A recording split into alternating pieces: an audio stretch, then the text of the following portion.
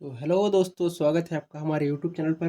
जैसा कि आपको पता है, हम कक्षा 10 का अध्याय नंबर 1 कर रहे हैं।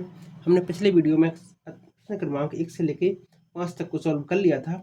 आज की वीडियो में प्रश्न क्रमांक 6वां सॉल्व करेंगे। देखिए, प्रश्न क्रमांक 6 बोल रहा है हमसे कि व्याख्या कीजिए कि 7 गुणित 11 गुणित 13, 7 गुणित 11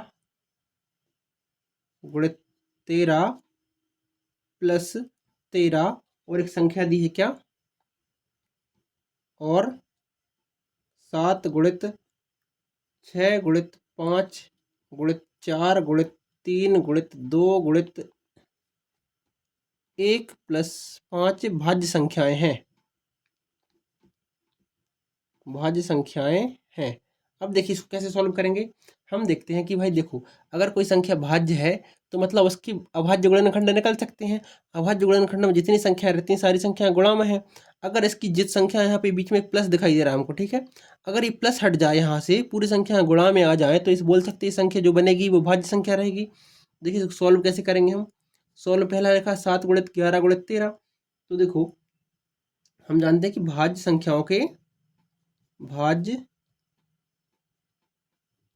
संख्याओं के दो से अधिक भाजक होते हैं। दो से अधिक भाजक होते हैं, ठीक है, भाजक होते हैं, ठीक है। दो से अधिक भाजक होते हैं तो पहली संख्या क्या लिखी अपनी, 7 गुणित 11 गुणित 13 प्लस 13 लिखा है ये, ठीक है। तो अगर दोनों में से, अगर इसमें 13 है, इसमें भी 13, हम 13 बाहर निकाल लें कॉमन, तो क्या बचेगा इसके पास, 7 गुणित 11 प्लस 1, ठीक है, इतना बचेगा। अब देखो, 7 गुणित 11 करेंगे कितना हो जाएगा, ये 77 प्लस 1, साथ में गुणा में अपना 13 चल रहा है, उसको लिख सकते हैं 13 गुणा 77 और 1 78। अब देखिए लिख सकते हैं, और 78 को हम लिख सकते हैं, देखिए क्या, 13 गुणित 6। अब देखिए इसके 3 गुणनखंड मिल गए हमको यहाँ पर, तो हम बोल सकते हैं जो संख्या अपनी थी ना, अपने देखा 7 गुणित 11 गुणित 13 प्लस 13, ये अपनी कैसी संख्या हो गई, भाज्य संख्या है, ठीक है, भाज्य। इसी तरह अपनी दूसरी संख्या कौन सी थी, 7 गुणित 6 गुणित 5 गुणित 4 गुणित 3 गुणित 2 गुणित 1 प्लस 5। अब देखिए इस साइड भी और इस साइड भी 5 है, तो अगर 5 हम बाहर कॉमन निकालें क्या बचेगा इसके पास, 7 गुणित 6 गुणित 5 निकल चुका है। अब क्या बचेगा, 4 गुणित 3 गुणित 2, 1 का गुणा करेंगे तो 1 हो जाएगा, ठीक है, प्लस 1, ठीक है। अब देखो इन सभी का गुणा करोगे कितना मिलेगा, 5 बाहर चल रहा है, इन 7 गुणित 6 गुणित 4 गुणित 3 गुणित 2 गुणित 1 करोगे तो मिलेगा आपको कितना, 1008 और प्लस 1, ठीक है। तो इसको कैसे लिख सकते हैं, 5 गुणित 1008 और 1 1009, ठीक है। अब देखिए इसमें कौन कौन से गुणनखंड हो गए, एक 5 हो गया, एक ये हो गया, साथ में एक सब में रहता है, तो इसके अलावा ये संख्या भी इसके 3 गुणनखंड है, तो भाज्य हो जाएगी, ठीक है। उम्मीद करते हैं आपको एक प्रश्न क्रमांक 6वां अच्छे तरीके से समझ में आया होगा। अब देखिए चलते हैं प्रश्न क्रमांक अगले, जो प्रश्नावली का लास्ट सवाल रहेगा, प्रश्न क्रमांक 7। देखिए प्रश्न क्रमांक 7 आपकी स्क्रीन पर है।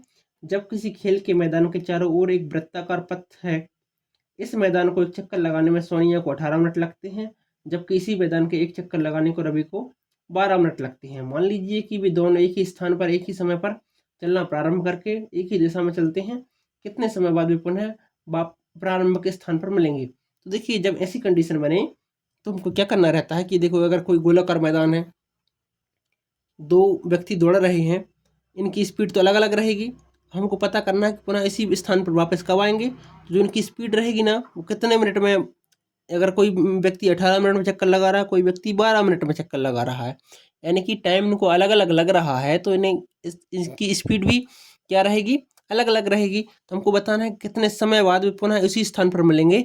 इस कंडीशन में हम HCF निकालते हैं। तो देख लीजिए, देखिए क्या कैसे करेंगे इसको। रवि को 12 मिनट लगते हैं, 12 मिनट, और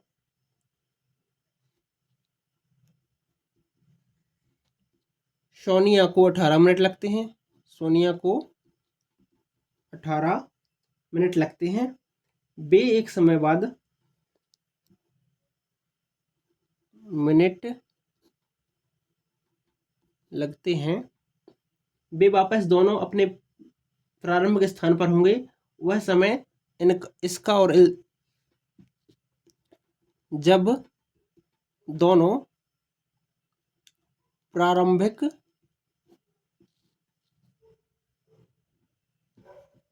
स्थान पर साथ होंगे, वह दोनों का एलसीएम होगा। ठीक है, एलसीएम होगा तो मतलब हमको क्या करना रहेगा, 12 और 18 का एलसीएम निकालना रहेगा। तो देखिए कैसे निकालते हैं एलसीएम, हम निकालते हैं अभाज्य गुणनखंड से। तो 12 के अभाज्य गुणनखंड करेंगे कितना हो जाएगा, 2 गुणा 3। ठीक है, और 18 का करेंगे तो कितना निकलेगा, ये 2 गुणा 3 गुणा 3। ठीक है,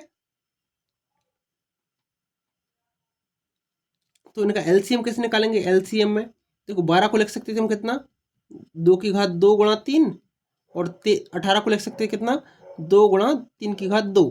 ठीक है, जब एलसीएम निकालते हैं तो क्या करेंगे, इसमें 2 आया है 3 आया है तो इसमें 2 लिख लिया और 3 लिख लिया, इसमें भी 2 3 आया तो लिख लिया अपन ने। अब देखते हैं 2 के ऊपर सबसे बड़ी घात कौन सी है, तो आप बोलोगे यहाँ पर 2 लगी है, यहाँ पर 1 लगी है, तो बड़ी घात कौन सी है, 2 हो गई। अब 3 के ऊपर सबसे बड़ी घात कौन सी, यहाँ पर 1 लगी, यहाँ पे 2 लगी, तो इसके ऊपर भी 2 घात बड़ी हो जाएगी। देखो इसका मान कितना हो जाएगा, 2 की घात 2 यानी 4, 3 की घात 3, 3 की घात 2 यानी 9। तो इसका एलसीएम कितना हो जाएगा, एलसीएम हो जाएगा इसका 4 नाम 36। तो हम बोल सकते हैं कि रवि और सोनिया, क्या बोल सकते हैं इसमें हम लास्ट में लिख सकते हैं, रवि और सोनिया 36 मिनट बाद प्रारंभिक स्थान पर मिलेंगे, प्रारंभिक स्थान पर मिलेंगे। ठीक है दोस्तों, उम्मीद करते हैं आपको ये वाला पूरी प्रश्नावली समझ में आई होगी। अब अगले वीडियो में हम अगली प्रश्नावली स्टार्ट करेंगे, तब तक के लिए धन्यवाद।